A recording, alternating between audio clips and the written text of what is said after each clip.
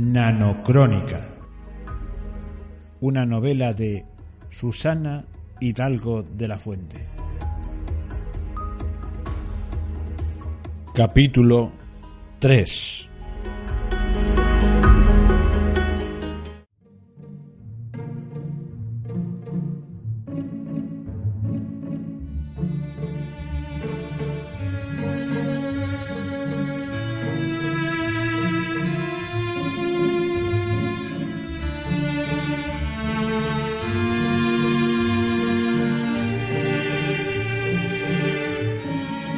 Finalmente, después de mucho pregonar y alardear del SIP, llegó su implantación. Hicieron pública la fecha de su salida al mercado, en marzo del 2022. Y entonces se desató la locura, el furor por los nanos. En los propios centros médicos habían meditado y estudiado un orden de atención a los ciudadanos para controlar su implantación ordenada. Habían sorteado una letra al azar del abecedario en cada uno de ellos y comenzaron por ella. Por supuesto, no valió de nada que las autoridades repitiesen una y otra vez hasta la saciedad que el orden era estrictamente alfabético y que no iban a saltárselo de ninguna manera. En el caso de que hubiesen varios sujetos con el mismo nombre y apellidos, entraría en juego el número del DNI, de menor a mayor. DNI que sería instantáneamente incorporado a los nanoides junto con toda tu ficha personal y desaparecería como tarjeta física de identidad. Aquello fue un caos. Recuerdo las colas enormes que se formaban a las puertas de los centros donde los ponían y a la gente discutiendo por su puesto en ellas, a pesar de que solo podían ocupar un lugar determinado preestablecido ya por los sorteos. La gente hacía filas kilométricas al azar, iguales a las de las concentraciones pop que se formaban cuando salía al mercado un nuevo cachivache tecnológico de última generación. Cuando yo era pequeño, la gente en aquella época se ponía a guardar la fila días antes de que el artilugio saliese a la venta, soportando las incomodidades de estar tirado en la calle y las inclemencias del tiempo con una enorme sonrisa de satisfacción pintada en el rostro, como si en vez de comprar el artículo se lo fuesen a arreglar por el mero hecho de sufrir por su espera. Llegué incluso a escuchar de boca de algún profesor del colegio que aquello no era ni medio normal y que, según su opinión, esa gente eran actores contratados para dar publicidad a la marca actuando de aquella forma excéntrica. Yo ahora he llegado a la conclusión de que la gente es muy manipulable y gregaria, y no necesitan ni siquiera que les paguen cuando una buena campaña de marketing está por medio. Por suerte para mí, la letra sorteada en el centro médico que me correspondía estaba bastante alejada de la mía, lo que me dio una tranquilidad pasajera, ya que el día anterior al sorteo estaba tan nervioso que me subía por las paredes. En cambio, a uno de mis compañeros de piso le había tocado el segundo día del sorteo, y yo, por mera curiosidad, fui a acompañarle en la tarde que tuvo que inocularse los nanos. Por el camino le iba comiendo la moral, diciéndole que se esperase un poco más, que aún no había obligación para ponérselos, y él me contestaba muy ufano que para qué esperar, si tarde o temprano lo tendría que hacer, pues mejor antes que después, y así no estaría con esa angustia de la espera. Pero, ¿y si algo sale mal, Marcelo?, le preguntaba yo con cara de preocupación. ¿Y si cuando te los pongan te da una reacción alérgica o algo parecido, o son defectuosos, o qué sé yo? Me acordaba en esos momentos de los casos de rechazo noruegos, de los que tenía noticias por medio de mis amigos del bar, y que me habían puesto el alma en vilo al saber de la solución aplicada en ese país. ¿Qué cosas se te ocurren, Pablo?, me contestaba con cara de sorpresa ante mi desazón. Defectuosos. ¿Cómo iban a permitir que los nanoides que les ponen a la gente dentro del cuerpo estén defectuosos? Eso tendrá unos controles de calidad muy estrictos, hombre. Además, se han cansado de repetir una y otra vez que por ahora los nanoides no interactúan con el organismo, solo viajan por él para controlar tu salud y para facilitarte la vida, eliminando por fin todos los soportes físicos que te ves obligado a usar en tu día a día y que te la hacen más complicada. Esta era la consigna que repitieron machaconamente desde que habían anunciado la implantación oficial del SIP, y que, por lo que podía comprobar, había calado tan hondo que se lo sabía de memoria y me lo recitaba como un papagayo mecánico. «Mira, mira esto». Se había sacado su cartera y, una vez abierta y con todas las tarjetas de crédito, sanitaria, de transporte público, el pasaporte, el carnet de conducir y un largo etcétera de plásticos con chip que se usaban a diario, me la balanceaba agarrada con los 2 dedos delante de mi cara, moviéndola de un lado a otro casi histéricamente. «¿Ves toda esta documentación? ¿La ves? Pues toda esta porquería inservible la voy a tirar a la basura esta misma tarde. Ya no necesitaré estar pendiente de si llevo o no encima las tarjetas cuando voy a sacar dinero, o a consultar el saldo o la del transporte cuando me subo al bus. Vamos, hombre. Esto es un chollo, un adelanto tremendo, esto es una liberación. ¿Tú sabes la seguridad que tendré al saber que los nanoides me diagnosticarán y pedirán cita al médico en cuanto me detecten algún fallo orgánico o una enfermedad, por leve que sea? Son microscópicos y lo podrán ver todo. Trabajarán 24 horas al día, los 365 días al año en mi beneficio. Son incansables y eficientes. No necesitarán baterías porque usan mi calor corporal constante y además se pueden autorreparar, con lo que no me tendré que preocupar jamás por su mantenimiento. Esa era otra de las consignas lanzadas por el Estado.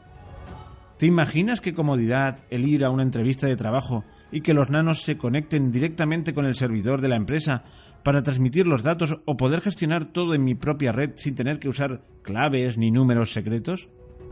Los nanoides son imposibles de hackear. Nos darán una seguridad que no habremos conocido hasta ahora.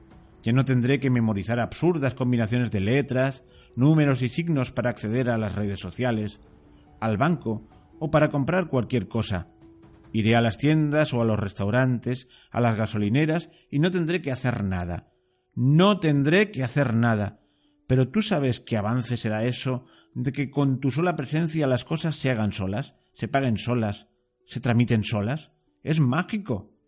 Eso nos quitará un montón de quebraderos de cabeza, menos preocupaciones para la vida, menos estrés. Además, si alguna vez tengo que hacer alguna gestión y se me ha olvidado o consideran que alguna enfermedad me acecha o me falta algo por comprar, no tengo que hacer nada. Ellos me avisarán por medio del intercomunicador o los táctiles de cualquier parte y con dar el OK para la gestión, listo. Por aquellos días los móviles dejaron de llamarse móviles y pasaron a denominarse intercomunicadores, o sea, que comunicaban a los nanos con los humanos. Es que de verdad, Pablito, no entiendo cómo puede ser tan reticente con este asunto. Si es una maravilla. Yo creo que lo que te pasa es que te da miedo la inyección que te ponen con los componentes autorreparadores. Eso es lo que te pasa. Tienes pánico a las inyecciones, ¿no? Pues mira, no te lo voy a negar, me dan terror. No quise entonces argumentar mi postura en contra de esta tecnología con la verdad y preferí escudarme en una fobia imaginaria. Ahí me has pillado. Se me ponen los pelos como escarpias solo con imaginármelo. Pero en realidad yo sabía cuál era la razón de fondo, la verdadera, para que mi compañero de piso acudiese tan raudo a la llamada del Estado. Quería conseguir la nacionalidad española rápidamente. Marcelo era argentino y llevaba en España viviendo desde hacía 7 años, y a pesar de haberlo intentado muchas veces, aún no se la habían dado. El inyectarse los nanos suponía la nacionalización segura. Al desarrollar este sistema, los gobernantes se habían tenido que enfrentar al dilema del sistema operativo de los trastos, y habían llegado al acuerdo a nivel internacional de que cada país usaría un sistema operativo ligeramente distinto, de acuerdo con sus necesidades nacionales, y ciertas claves del mismo serían iguales para todo el mundo. Y a partir de aquí se plantearon el problema de la inmigración y de los nacionales que viajaban fuera del país y regresaban intermitentemente o vivían largas temporadas en el extranjero. Una forma sencilla de solucionar una parte del problema y asegurarse así a una clientela incondicional de los nanoides era el nacionalizar a todo aquel extranjero que residiese en España desde hacía más de 3 años en el momento de inocularle los bichitos. y al que no quería hacerlo, directamente lo extraditaban a su país de origen, y si no se sabía o no quería decir de dónde era, lo recluían en un centro de internamiento de extranjeros hasta encontrar una solución mejor, con lo que la avalancha de nacionalizaciones fue aplastante y de repente España pasó a tener millares más de españoles. Con la gente que estaba trabajando o desplazada por cualquier motivo en el extranjero, recurrieron a la misma estrategia que tuvieron los pioneros países nórdicos: esperar a que volviesen. Era entonces cuando les sugerían que se pusiesen los trastos por su seguridad y comodidad. Si el sujeto se negaba, le hacían la vida imposible con todo tipo de interminables trámites burocráticos para impedirle salir, y si aún así el sujeto era lo suficientemente constante, paciente y cabezota como para satisfacerlos todos, bueno, en ese caso esperarían. Sabían que finalmente la tecnología sería implantada a nivel mundial. Solo era cuestión de tiempo que en el país al que el fulano viajaba pusiese también los nanoides, y entonces sería obligado a pasar por el aro con dos únicas opciones: obligación de inocularse los nanos o expatriación a su país de origen. ¿Y qué ocurría con los nacionales como yo, que en un principio nos negamos a toda costa a ponernos los nanos? Pues nada. Nos dejaron hacer tranquilamente. 10 días antes de que te tocase el turno en tu centro de salud, se ponían en contacto contigo para preguntarte si querías implantarte el chip y darte cita en caso afirmativo. Pero había un porcentaje pequeño de la población que dijo que no, por muchas razones: por desconfianza, por convicciones, como venganza espontánea por tener que cambiar de sistema después de haber invertido tanto dinero en las pulseras, o porque creían que sería una moda pasajera, como la de los tatuajes en los años pasados, y que después de puestos sufría tanto la gente cuando los quería eliminar. Lo mismo con los nanos: una vez puestos, a ver quién te los quitaba luego de encima. Cuando rechazabas ponerte los nanos, no tenía consecuencias negativas para ti. Eso es lo que te decía la amable señorita que se ponía en contacto contigo cuando te tocaba el turno. Te informaban de que en tu caso la pulsera seguiría funcionando con toda normalidad, así como todos los soportes físicos que venía usando hasta el momento. Así comenzaron a llamar a toda la panoplia de distintas tarjetas que se empleaban en el día a día. Pero la realidad devino en algo muy diferente a lo que el Estado pregonaba. Los que decidimos no ponernos el chip pasamos a formar parte de los discriminados de la sociedad, los parias a los que nadie quería tocar, con los que nadie se quería relacionar. La gente comenzó a juzgarnos como a delincuentes y pensaban que el que no se inoculaba los nanos era porque tenía algo malvado y perverso que ocultar, o porque quería delinquir en un futuro libremente. Aquella tarde que acompañé a Marcelo a su cita con el futuro, como él la denominaba, pude comprobar de primera mano el trato especial que se les dispensaba a los favorables al SIP. A las puertas del centro había un gran cúmulo de gente ociosa o desesperada porque le pusiesen la nueva tecnología que pululaba de aquí para allá, como lobos encerrados en una jaula que pugnaban por salir, solo que ellos lo que querían era entrar a toda costa. Para esta operación especial habían contratado a ingentes cantidades de guardas de seguridad para hacerse con las hordas de ciudadanos que incesantemente iban y venían al centro de salud en peregrinación sin fin. Visto desde fuera, en la calle, resultaba algo caótica la situación, pero una vez que se traspasaban las puertas aquello era otro universo. Solo podían entrar los citados y un acompañante en caso de que lo desearan. Ese era yo. Para validar mi entrada al centro tuvieron que raptarme la casi totalidad de mi documentación, DNI, tarjeta sanitaria e incluso el carnet de conducir, así como conectar telemáticamente mi pulsera con su sistema informático para que quedase bien clarito quién era yo y lo que hacía allí ese día, ya que no era uno de los citados. Sufrí con paciencia aquel cacheo identificativo y después de unos minutos, en la entrada donde se gestionaba la documentación, pudimos pasar. Un amable enfermero nos condujo hasta una sala de espera de la que yo ni tenía noción de su existencia. Claro que había tenido que ir muy pocas veces al médico gracias a mi buena salud. Al cabo de esperar allí con otras 7 u 8 personas que se rebullían inquietas en sus asientos, salió una doctora ataviada con bata blanca y una mascarilla colocada debajo de la barbilla para poder hablar bien, y fue nombrando uno por uno a los citados y a sus acompañantes en el caso de que los tuviesen.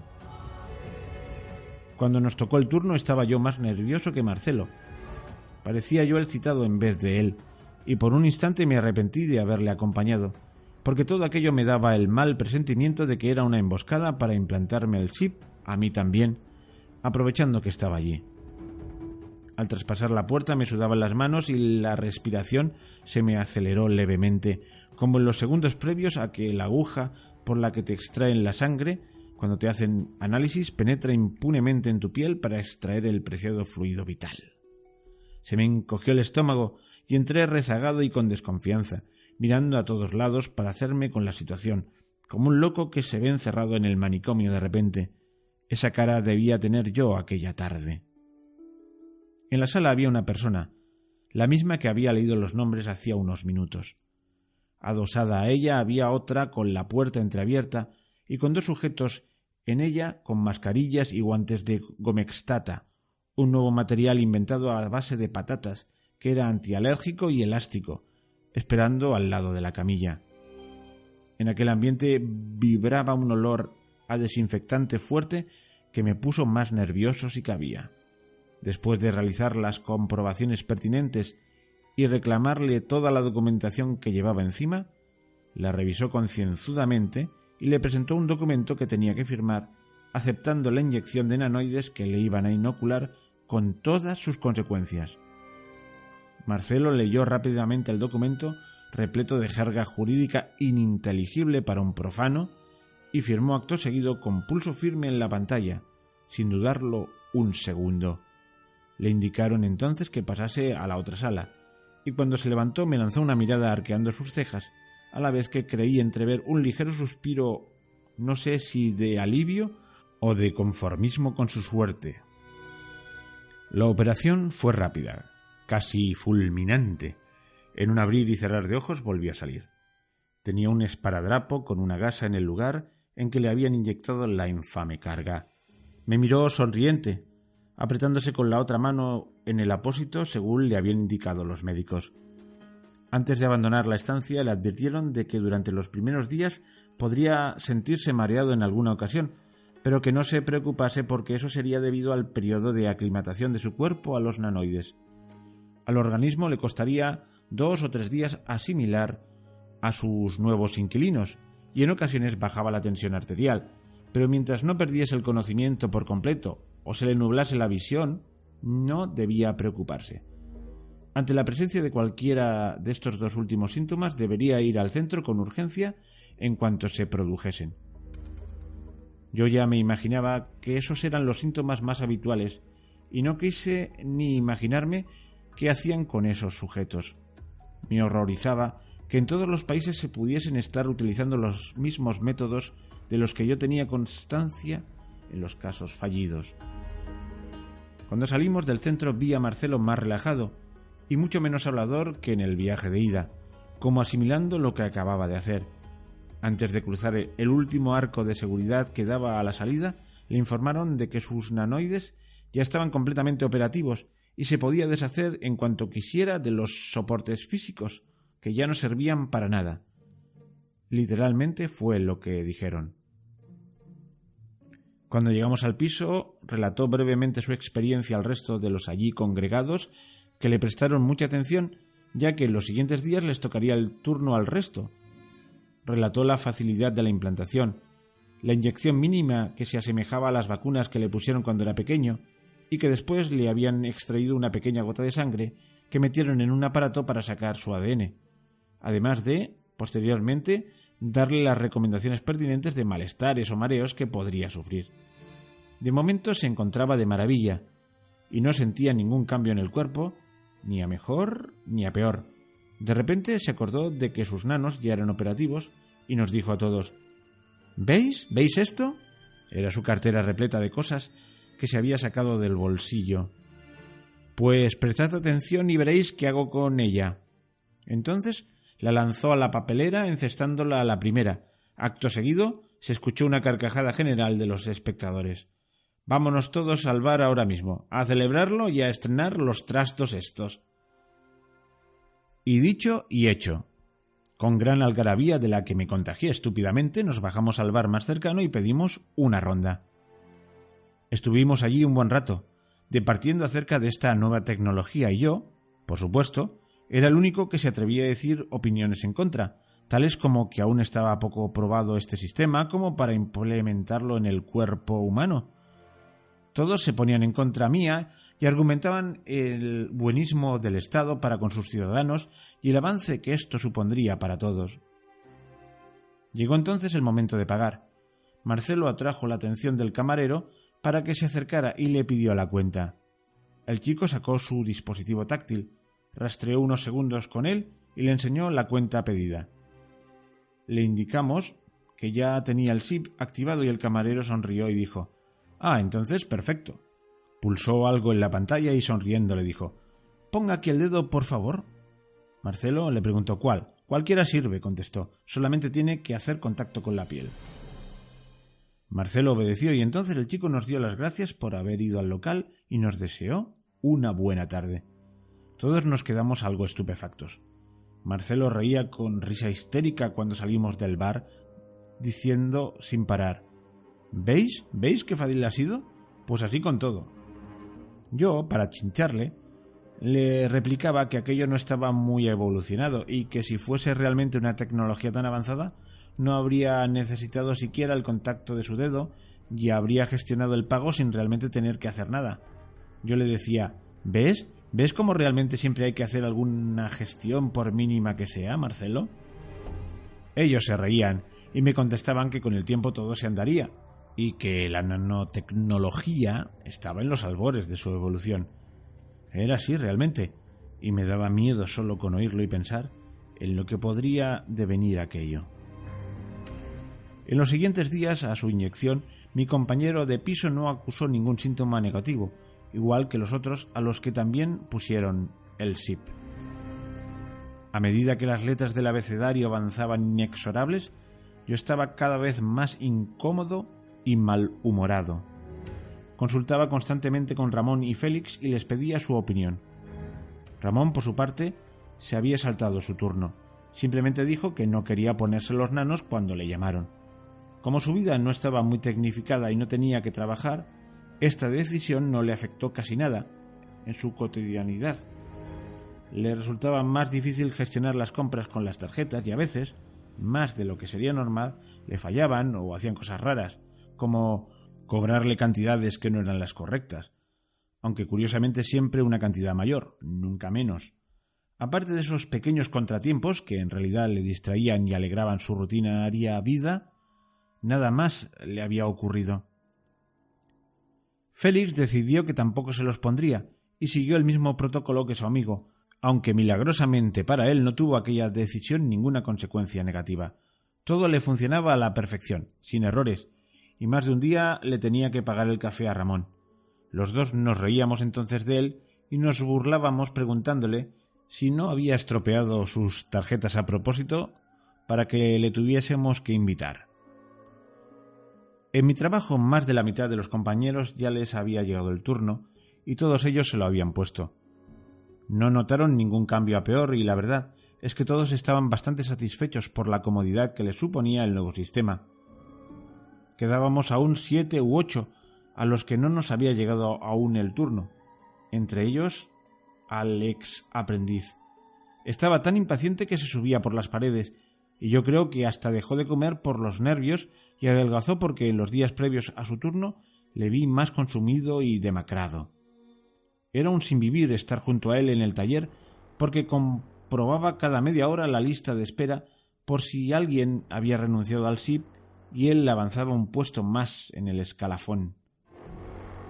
Cuando por fin llegó el día tan esperado, le habían citado a las 10 de la mañana, por lo que se fue a su centro de salud pronto y después vino al taller una vez acabada la operación. Llegó a media mañana, muy contento. Nunca le había visto así. Estaba tan ufano y tan exultante que parecía que le hubiese tocado una herencia millonaria o el gordo de la lotería. Le pregunté qué tal se encontraba en cuanto le vi y que si había notado algún cambio, y me dijo que se encontraba mejor que nunca y que el único cambio que había notado era el de la ausencia del peso de su cartera en el bolsillo, ya que la había tirado a la basura en cuanto le activaron el SIP. Además, lo había probado de camino al trabajo al repostar de gasolina el coche. Me relató la experiencia de cabo a rabo con pelos y señales y hasta el más mínimo detalle. A pesar de su alegría noté algo raro en él. Tenía la cara distinta, con un rictus extraño al sonreír y un brillo acuoso en los ojos, o quizás era el color de su piel. No lo pude definir con claridad, pero intuí algo extraño en su aspecto. Durante la comida repitió una y otra vez el proceso de implantación del SIP, los doctores que le atendieron, el color de sus ojos y su pelo, los muebles de la estancia, el pinchazo casi imperceptible al ponerle los nanos y un largo etcétera de detalles mínimos que a todos nos eran indiferentes, pero que a él parecían importarle mucho, y los recordaba una y otra vez, dándoles vueltas en la memoria para intentar extraer más. Después de la comida nos pusimos a trabajar como de costumbre. Yo me fui a mi despacho con mis planos y los demás se pusieron a trajinar con la madera y las máquinas en el taller.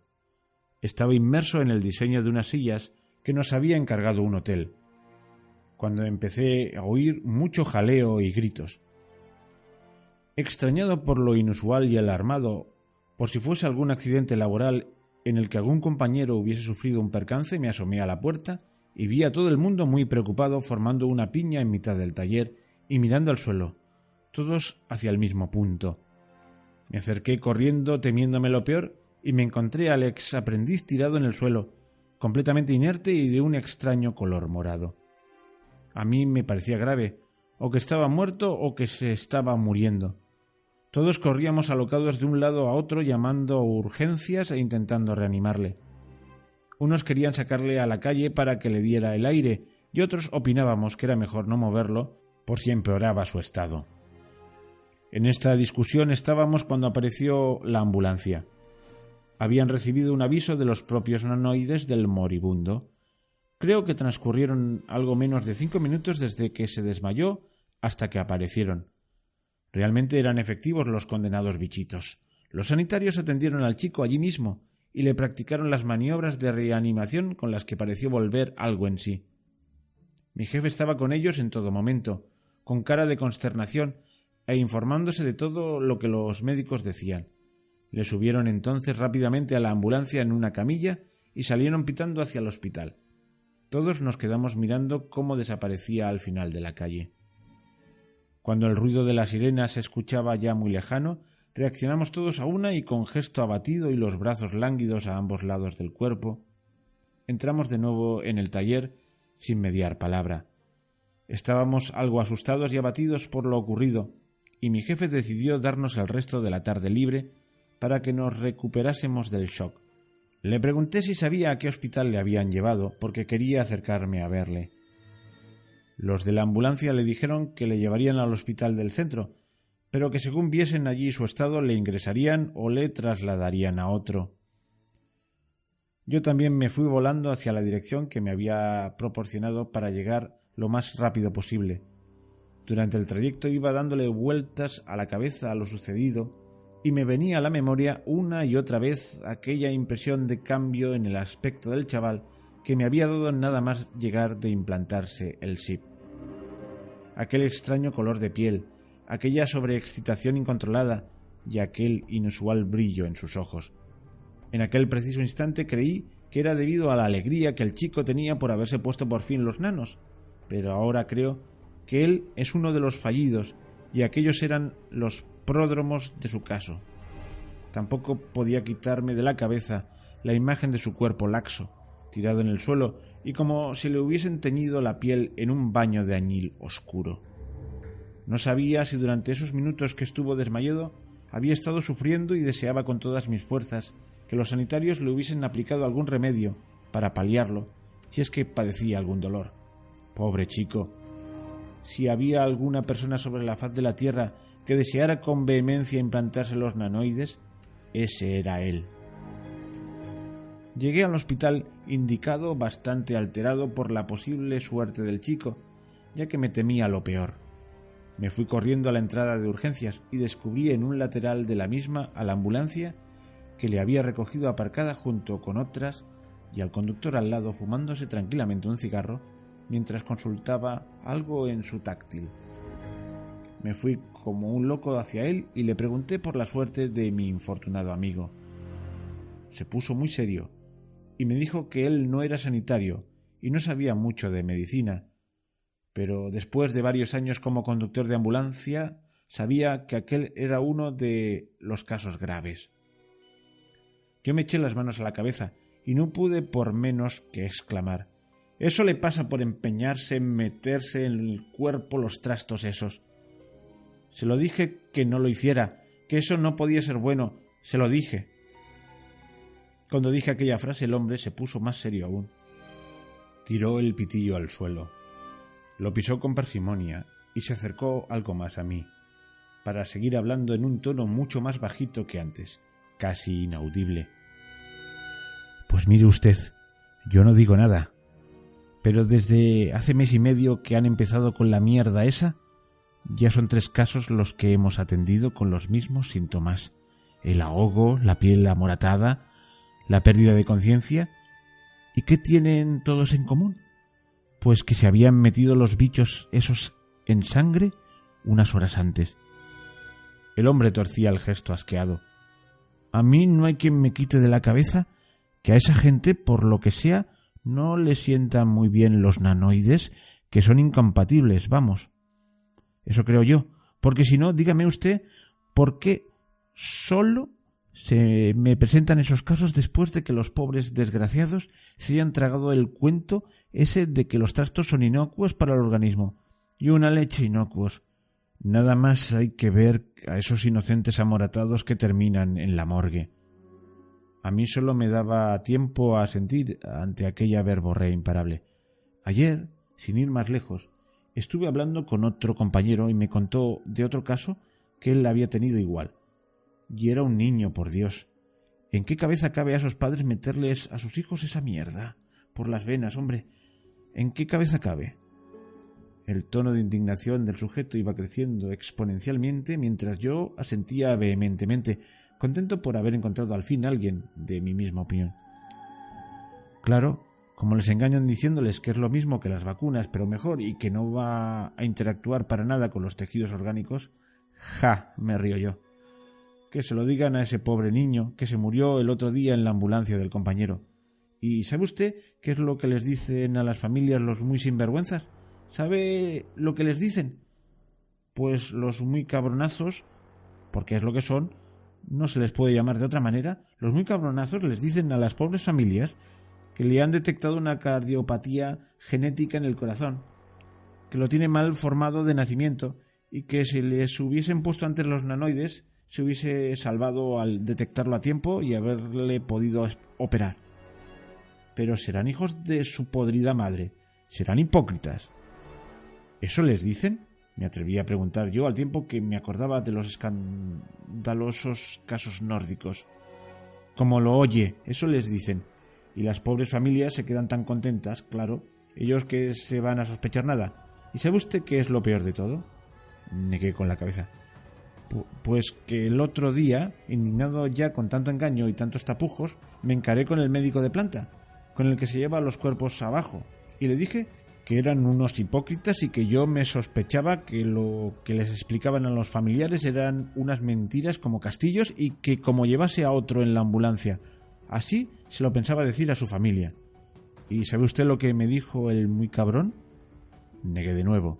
Me dijo que la conducción de una ambulancia era muy peligrosa, pero que no me preocupase porque si alguna vez sufría un accidente en este hospital me cuidaría muy bien. ¿Se lo puede usted creer? Ahora aspaventaba con los brazos indignado. Me amenazó el muy gilipollas, me amenazó a mí. Ahora, que a ese se la tengo yo jurada. Porque el otro día me pilló desprevenido y no supe reaccionar. Pero como me lo vuelva a cruzar por los pasillos, le ahogo hasta que sea él el que se le ponga la cara morada. ¿Y sabe qué pasa? Pues que aquí me tienen manía porque a mí no me ha dado la gana de meterme esa porquería en el cuerpo. Tuve la suerte de que me llamaran al segundo día de empezar y se lo dije bien clarito a la sujeta que me llamó. A mí no me toca ni mi madre. Así se lo dije, tal cual suena. Yo no me meto guarradas enfermizas en mi cuerpo. Decía esto mientras daba unas grandes caladas a otro cigarrillo que acababa de encender. Y claro, me han cogido ojeriza y no me soportan. Me quieren echar como sea y no les voy a dar pie para esto. No les daré ese gustazo, no señor.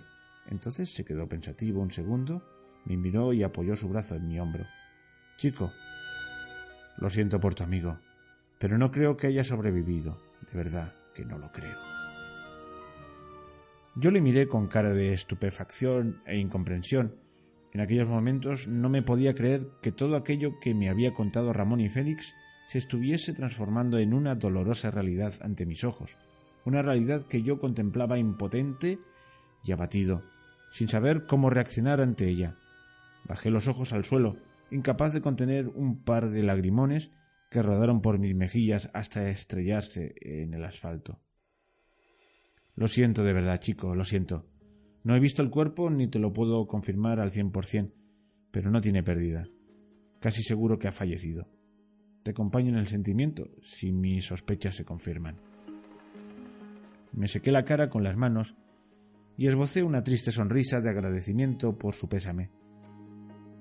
Posó entonces con fuerza sus dos manos en mis hombros y me miró fijamente a los ojos mientras me preguntaba: «Tú no te los habrás puesto, ¿no?».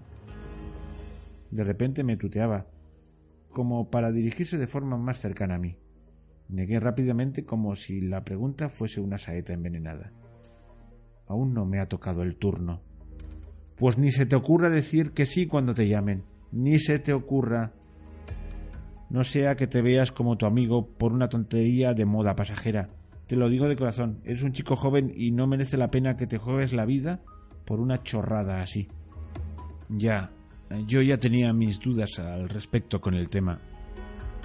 «Pues no te quepa ya ninguna. Esos bichos no traen nada bueno, pero nada bueno, te lo digo yo. Esta gente», decía mientras señalaba al hospital, «son unos mentirosos que ocultan algo. Estoy segurísimo. Este secretismo con los casos de gente a la que los trastos no les van bien no es normal. Porque digo yo que si es verdad que eso ocurre y hay personas que son incompatibles, por lo que sea, con eso se debería hacerlo público, ¿no te parece? Debería como mínimo salir el ministro de Sanidad y dar la cara y explicar lo que pasa a toda la población. Y deberían también tomarse las cosas con más calma y hacer a la gente algún tipo de prueba antes de meterles alegremente cosas en el cuerpo. ¿No crees? Sí, van demasiado rápido. Yo tampoco me fío. Eso digo yo, que no me fío de todo esto, hombre. Entornaba los ojos al dar caladas nerviosas al cigarrillo cuando el humo subía en lentas volutas hacia ellos. Me gustaría ver a mi amigo, despedirme de él, si pudiese. Se lo han llevado tan rápido del taller y nos hemos quedado tan perplejos porque no nos esperábamos nada de esto. Me debió ver cara de pena porque tiró el cigarro, lo pisó y se acercó aún más a mí. Me señaló una de las puertas laterales que estaba discretamente apartada de las dos principales y me dijo muy bajo: «¿Ves esa puerta? Esa puerta lleva al sótano, a la morgue. Por allí es por donde se los llevan a todos. Hace unos días me dijo un compañero que tuvo que bajar allí, que es muy grande y hay muchos pasillos y salas, que aquello es un laberinto y que huele muy raro, como a alcohol o a alcanfor, no me supo decir. A él no le dejaron pasar mucho más hacia adentro, pero me dijo que aquello le puso los pelos de punta. No sé, quizás sea aprensión de saber que estaba en el sótano con los muertos». «¿Por allí los meten?», le pregunté para corroborar la información al tiempo que me hacía a la idea de la estupidez que estaba a punto de cometer. Sí, es por ahí, estoy segurísimo. No te diré yo que bajes allí, chico, porque aquello debe ser macabro con ganas, pero si te has quedado con la pena de decirle el último adiós a tu amigo, no sé, tú verás. Desde luego, si te pillan te metes en un lío porque hay un montón de carteles prohibiendo la entrada al personal no autorizado». Ni siquiera yo puedo entrar a no ser que me lo pida algún médico para ayudarle en algo. El hombre parecía sopesar las posibilidades que tenía de que aquello saliera bien en caso de jugármela para entrar. Miraba al suelo y a la puerta alternativamente, dándole vueltas a la cabeza al plan más factible. «Tú quieres entrar, ¿no?» Sí, claro que quiero entrar, aunque me pesquen. Bueno, pues te voy a echar una mano en lo que pueda, que te veo que eres un chico cabal». Se metió de un brinco en la ambulancia y salió con una bata blanca de médico y una plaquita identificativa de un tal Pedro Sánchez, que debía ser uno de los sanitarios del grupo que iban con él, y un dispositivo táctil de tamaño grande. «Toma, ponte esto». Me tendió la bata y al tiempo que me la ponía me fue explicando el plan de actuación. «Tú lo que tienes que hacer es cruzar la puerta con aire despistado y tranquilamente, como el que no quiere la cosa, como si fueses un residente de aquí y lo hubieses hecho ya 1.000.000 de veces. Para disimular puedes hacer como que lees algo aquí». Me tendió entonces el táctil. «O mejor aún, puedes hacer como que vas muy atareado escribiendo un informe a la vez que andas, como si tuvieses mucha prisa y no te diese tiempo a sentarte a escribirlo tranquilamente». Miró a la puerta un segundo y siguió con la explicación. «Verás, yo nunca he bajado, pero mi colega me dijo que al suyo lo metieron por la tercera puerta a la derecha. Eso sí que le dio tiempo a verlo. Así que yo creo que lo mejor es que intentes colarte por ahí. Y después ya te apañarás para encontrar a tu amigo. Se ve que eres un chico listo y apañado. Estoy seguro de que lo conseguirás». Me dijo esto último mientras me daba pequeños golpecitos en el hombro y me miraba de arriba abajo. «Hala, pues ya está todo, ya puedes ir cuando quieras». La puerta y emití un ruidoso suspiro a la vez que agarraba con más fuerza el táctil. «¿Sabes lo que voy a hacer? Te voy a echar una mano si me es posible. Me voy a quedar aquí vigilando y si viene algún colega con otro morado para meterlo ahí, les voy a intentar retener todo lo que pueda con alguna excusa para que no entren. ¿Te parece bien?» «Sí, toda la ayuda que pueda tener será poca», sonreí tímidamente. Cuando iba a emprender la marcha se me ocurrió la idea de pedirle su contacto al conductor porque me parecía que su desconfianza con todo el sistema del SIF era muy sana. Le tendí entonces la mano y me presenté formalmente. «No nos hemos presentado aún. Soy Pablo». «Hola Pablo, encantado». «Yo soy Carlos. Me gustaría seguir en contacto contigo por si me veo en la tesitura de que me ingresen aquí de color morado. Por lo menos me gustaría que mi familia supiese la verdad». Mentí descaradamente porque no tenía familia a la que informar si se diese el caso. Claro, espera». Se escabulló otra vez dentro del vehículo y salió muy ufano con una cajita. Era un tarjetero repleto de tarjetas de cartón. Hacía años que no veía ninguna de esas. Sacó una y me la tendió. «Toma, es mi tarjeta. Me las hice hace años y aunque ya no se estilan, a mí me gusta llevarlas siempre encima. Nunca se sabe. Mira si no ahora». Me dedicó una enorme sonrisa y me dio un apretón de manos muy fuerte que me dejó la mano derecha dolorida. Le di las gracias y sin más me encaminé hacia la puerta, siguiendo lo mejor que podía los consejos que me había dado aquel hombre. Crucé hacia el interior del edificio con aire despistado, clavando la mirada en mi táctil, como el que no quiere la cosa. Caminaba con paso resuelto, lanzando cortas miradas al frente para no tropezar con nada. En el interior había 2 guardias de seguridad enfrascados en una discusión acerca de una falta en el partido de fútbol del día anterior. Levantaron la cabeza al verme aparecer y yo me quedé en suspenso, mirándoles como un tonto. A mí no me gusta el fútbol, pero un compañero de trabajo es más que forofo y aquella misma mañana me había explicado esa misma jugada y lo que él pensaba de aquello, así que me tiré al charco e intervine antes de darles tiempo a abrir la boca. No fue falta. El delantero estaba dentro del área pequeña y no hubo contacto físico. El árbitro se lo inventó todo o tuvo visiones, una de dos. Solté toda la frase de carrerilla, sin respirar, tal cual se la había oído a mi compañero, sin entender ni papa, y me quedé allí plantado, mirando alternativamente a los 2 guardias, esperando su reacción, que mucho me temía no iba a ser nada amistosa. Suponía que al ser aquella una área restringida solo para forenses y demás personal especializado, como mínimo me echarían a patadas de allí al comprobar que era un intruso, o me arrestarían o algo peor. El silencio se hizo tan incómodo que me costaba casi respirar, de lo asustado que estaba. No dejaba de repetirme a mí mismo que a lo hecho pecho. ¿Lo ves? Uno de los guardias le dio un manotazo al otro en el hombro que casi lo desequilibra. ¿Lo ves? Si todo el mundo se ha dado cuenta de que ese árbitro está más ciego que un topo, hombre. No tiene ni idea de nada. Tendría que haber elegido otro oficio. El guardia agredido torcía el gesto con cara de muy ofendido, como si hubiesen insultado gravemente a su propio padre, y miraba hacia unos táctiles que tenían en la mesa. Sí, eso mismo creo yo, ese árbitro es un inútil. Dije eso por decir algo, para hacerme un aliado inconscientemente.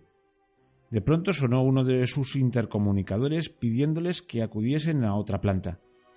Aproveché aquel momento para intentar escabullirme y les di la espalda con la intención de adentrarme en el edificio. Solo había dado 2 pasos cuando uno de ellos me llamó la atención. ¡Doctor! Yo creo que se me heló hasta la última gota de sangre en las venas. Me detuve en seco, con la cabeza un poco hundida entre los hombros, como el que espera a que le suelten una merecida colleja, y me giré despacio, poniendo toda la cara de inocencia que en aquel momento pude componer. El guardia cogió un táctil y se acercó a mí en 2 zancadas. «Doctor, espera un segundo, tiene que firmar el registro». Me tendió el táctil, que me quedé mirando con cara de angustia, ya que yo no tenía los nanos y no podría identificarme en la pantalla. Rápidamente me inventé una historia como mejor supe y se la espeté con la mayor naturalidad del mundo. «¡Uy! Pues no me voy a poder registrar así. Me vas a tener que dar un lápiz para que firme. Aún no tengo los nanoides». «¿Que aún no?» «¿Cómo lo oye?» Le interrumpí sin dejar respirar.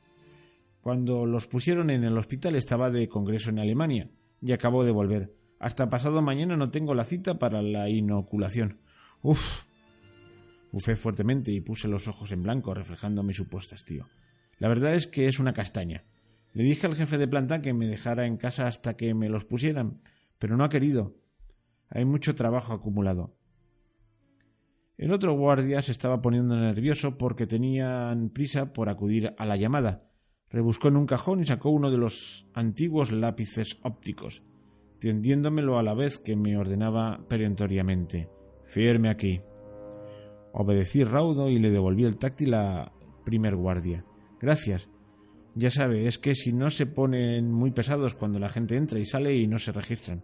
Claro, es lógico.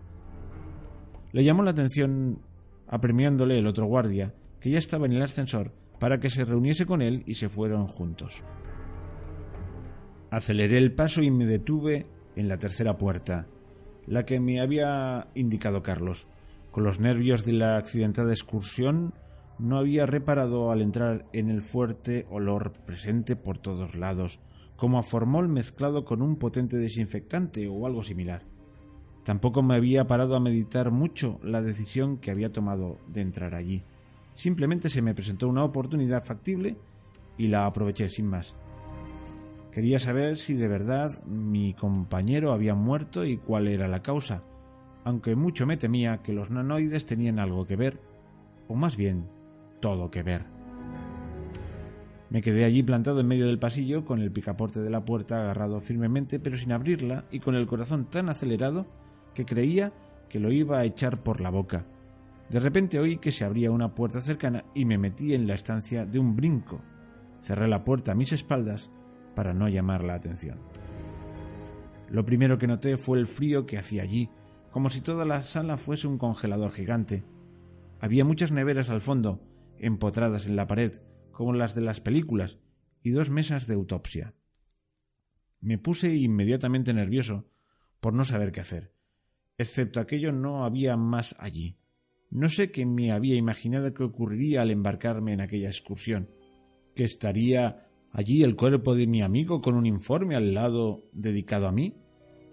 Giré sobre mí mismo 2 o 3 veces para ponerme en situación y despejar la cabeza. Me acerqué cautelosamente a las neveras y con la mano temblando de manera incontrolable, abrí una al azar. Allí aparecieron 2 pies de mujer. No pude evitar una arcada. Yo nunca había visto a un muerto y con solo ver un par de pies con las uñas pintadas de rojo y la silueta de su cuerpo en penumbra destacándose dentro del cubículo, me provocó una reacción de malestar y mareo.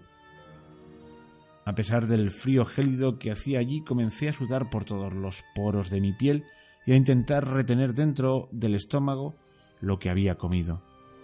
Cerré la puerta, inspiré hondo y abrí otra más sin resultado positivo.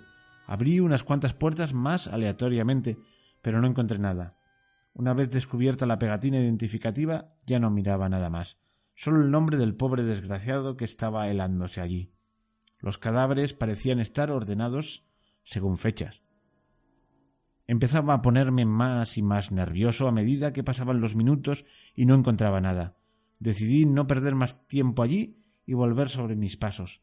Quizás la información que le habían dado al conductor de la ambulancia no era correcta. Asomé la cabeza por el hueco de la puerta para cerciorarme de que no había nadie y salí cautelosamente. Seguí avanzando en dirección contraria a la del puesto de los guardias, que aún no habían regresado, y me adentré por los pasillos leyendo los letreritos de las puertas, con la esperanza de dar con una pista. Yo sabía que no iban a poner en ninguno de ellos la palabra morados, pero ya que me había metido en aquel lío no me iba a rendir con tanta facilidad. Estaba dispuesto a arriesgar aunque me pescasen. Había recorrido ya todo el pasillo principal y parte de otro secundario cuando oí voces que se acercaban a mí. Me metí en la primera puerta que encontré abierta y me quedé escuchando para asegurarme de que las voces pasaban de largo. Aquello era el despacho de algún médico con varios ordenadores, uno de los cuales estaba encendido. Por curiosidad eché un vistazo mientras hacía tiempo. En la pantalla aparecía un informe forense de la muerte de un sujeto cuya jerga no supe descifrar. Intenté abrir más archivos y busqué el nombre de mi amigo, pero allí no apareció nada. Aquel médico debía ser de la vieja escuela, porque tenía por encima de la mesa varios papeles y bolis, así como unos cuantos post-it con recordatorios pegados en la pantalla del ordenador. Uno de ellos me llamó la atención. Llamar a Pepe a las 7 para autopsia SIP número 4 en sala 2.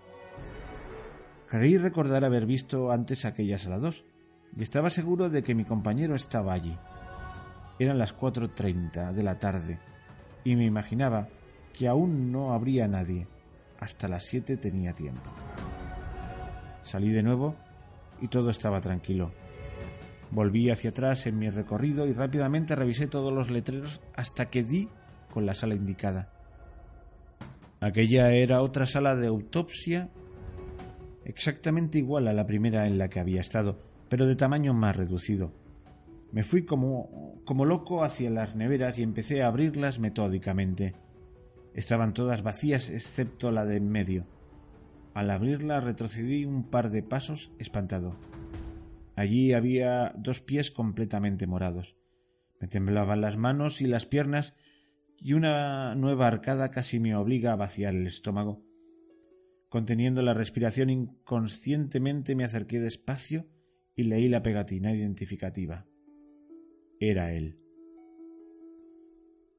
Se me cayó el alma a los pies. Allí estaba yo frente al cadáver de mi compañero, tan vivaracho apenas unas horas antes y ahora muerto, o más bien asesinado impunemente por la incompetencia o perversidad de unos gobernantes que habían dado luz verde a un proyecto que aún no estaba bien desarrollado y que le costaba la vida a un porcentaje de la población que, por pequeño que fuese y aunque a ellos les pareciese asumible por la exigua cantidad que representaba, eran vidas humanas. Eran hombres, mujeres y niños los que morían, personas que tenían sus vidas y que eran inocentes. Ellos colaboraron de buena fe con el Estado y, a cambio, ¿qué recibían? La muerte. Ese era el pago por su colaboración. Bajas asumibles, supe unos meses después que les llamaban.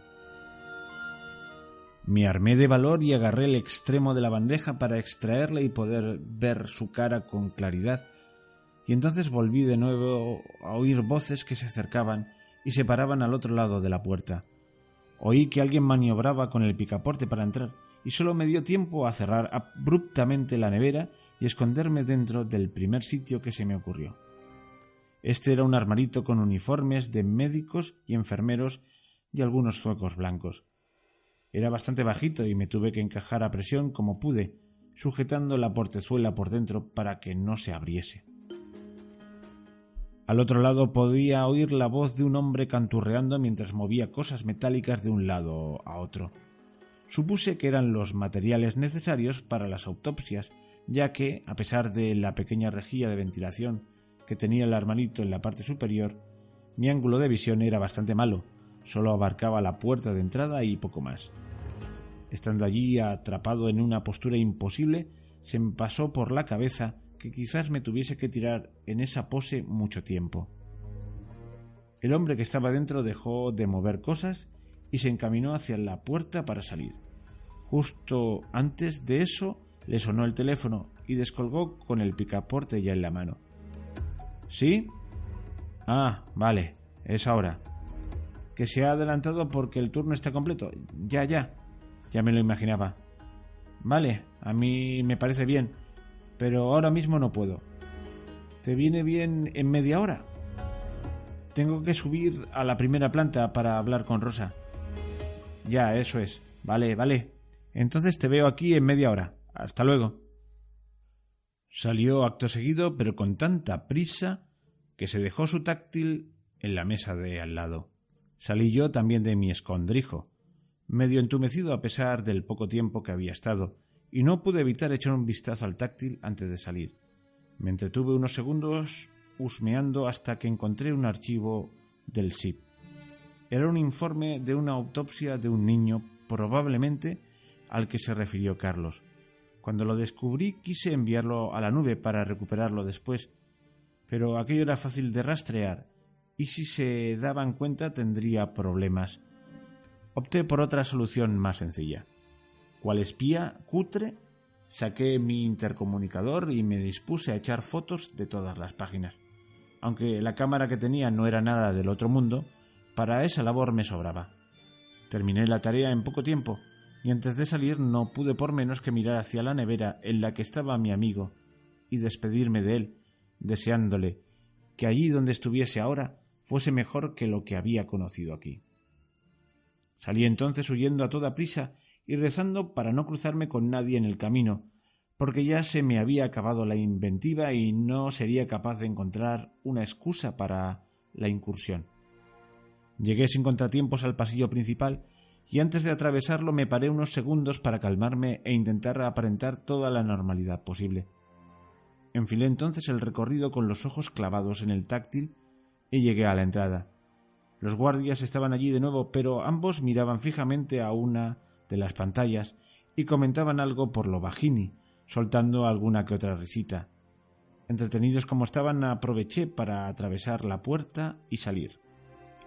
Cuando respiré el aire templado de la calle tuve una sensación de libertad que nunca había sentido. Todo me parecía que era más hermoso y con colores más ricos. Cerca de allí estaba la ambulancia de Carlos, con él al lado fumando de nuevo, solo que sin aquella flema de hacía media hora, quizás por los remordimientos de haberme incitado a entrar y ver que aún no salía. Cuando me vio se le iluminó la cara. Tiró el cigarro al suelo y lo pisó con un gesto característico mientras sonreía. No había avanzado ni 3 metros cuando uno de los guardias de seguridad salió corriendo detrás de mí gritando: «¡Doctor! ¡Doctor, espere! Tiene que firmar la salida y decirme el hospital de su residencia, que en esta base de datos no me aparece. Hay un error». Me paré en seco con cara de pavor, al tiempo que el guardia me alcanzaba con el táctil en la mano. Lo cogí parsimoniosamente, firmé la salida y se lo devolví, pero el hombre siguió con su retahíla. «El hospital de residencia, tiene que ponerme su hospital, que si no luego me dan la lata». Sí.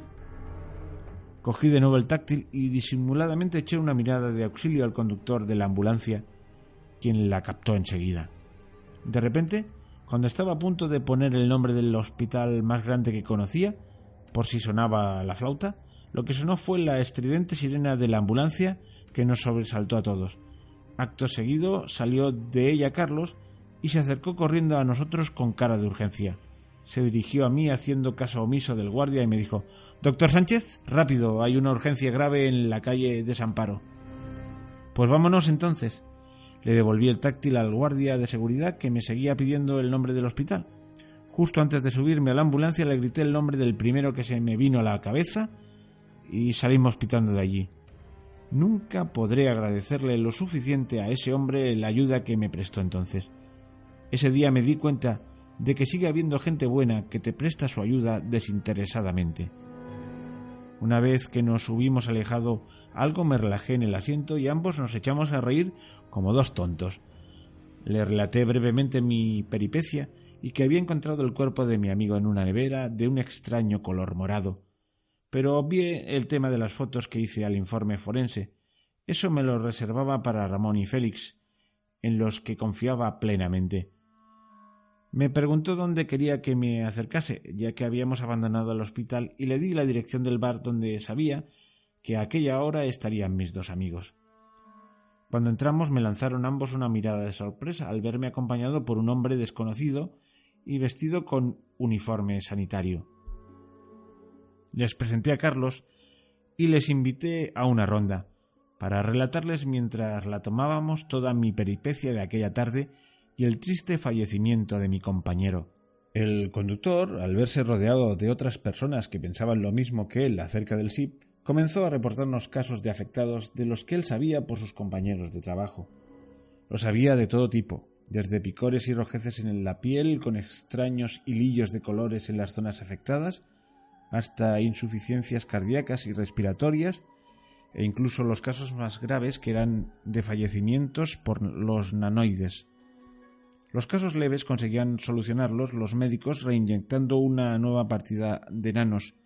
Le había contado una amiga enfermera, y aunque nosotros sabíamos el desenlace fatal de esos casos a pesar de la reimplantación de los nanoides, no le dijimos nada para no alarmarle y porque noté que la desconfianza natural de Ramón y Félix afloraba con cada palabra que pronunciaba, midiendo exactamente lo que decían en aquella conversación, aunque yo sabía que ambos tomaban buena nota de los datos de primera mano que nos proporcionaba el confiado conductor.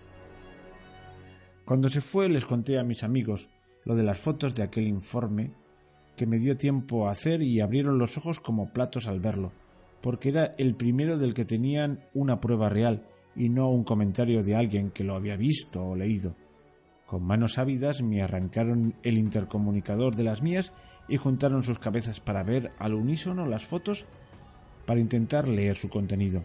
Como la pantalla era reducida y la calidad de las mismas no muy buena, se podía hacer a duras penas y había trozos que no se entendían en absoluto, así que les prometí que al día siguiente bajaría con ellas grabadas en una memoria externa para que pudiesen analizarlas tranquilamente en el ordenador de sus casas. Ramón tenía uno que había comprado por lo menos hacía 16 años y que nunca había conectado a la red y al que él denominaba mi dinosaurio. Era tan paranoico en estos temas que cuando lo adquirió inutilizó el wifi y el bluetooth y jamás lo conectó a ninguna red. Había hecho que le instalasen el software necesario en la tienda antes de llevárselo a casa y ya no lo había vuelto a actualizar jamás. Si necesitaba algún programa nuevo intentaba agenciárselo en soporte físico, y como ya había muchos que solo se podían conseguir por red, pues lo dejaba pasar y se apañaba con otra cosa cualquiera antes que una conexión inalámbrica o física mancillase su ordenador. Por eso me pidió que le hiciese el favor de intentar sacárselos en papel. Revolví cielo y tierra y finalmente encontré a un amigo de un amigo que aún conservaba una de las antiguas impresoras. Tal como prometí, le di los documentos a la siguiente tarde y los estuvo analizando en su casa durante unos días, a ver si podía sacar alguna conclusión. En el trabajo el ambiente estaba enrarecido. Los compañeros que ya se habían implantado el SIP estaban con la mosca detrás de la oreja, aunque el jefe nos explicó el día que fuimos al entierro que había muerto por una malformación de nacimiento que tenía en el corazón y que si el SIP hubiese estado activo unos meses antes, se lo habrían detectado a tiempo. Tanto en el velatorio como en el entierro, la madre y la hermana mayor lloraban desconsoladamente sin parar y se quejaban amargamente de la mala suerte que habían tenido por no haber puesto en nuestro país el SIP antes. A mí se me iban unas y me venían otras de decirles la verdad, pero no me atreví. Me iban a tratar de loco y además no tenía pruebas reales, solo sospechas y conjeturas. Cuando fuimos al tanatorio a dar el pésame a la familia, algunos compañeros y yo, me quedé atónito al comprobar el fino trabajo de maquillaje que habían hecho con el cadáver. El sudario tapaba la casi totalidad de la silueta excepto la cabeza, cuya faz aparecía ante mis ojos con un saludable color rosado, que yo creo que no le vi lucir ni siquiera en vida. Durante aquel par de horas que estuvimos acompañando a la familia, me quedaba a veces durante varios minutos contemplando su relajado rostro, que me parecía el de una persona que por fin había encontrado la paz, y no podía dejar de preguntarme a la vez si debajo de aquel impoluto sudario blanco el resto del cuerpo seguía estando de ese extraño color morado que yo había visto con mis propios ojos. Aquel día, cuando introdujeron el féretro en el nicho acompañado por los llantos desconsolados de su familia de fondo y un silencio sepulcral por parte del resto de los asistentes, me juré a mí mismo que jamás me pondría los nanoides aunque tuviese que pasar el resto de mis días pidiendo la voluntad como un mendigo en las calles, por no poder trabajar.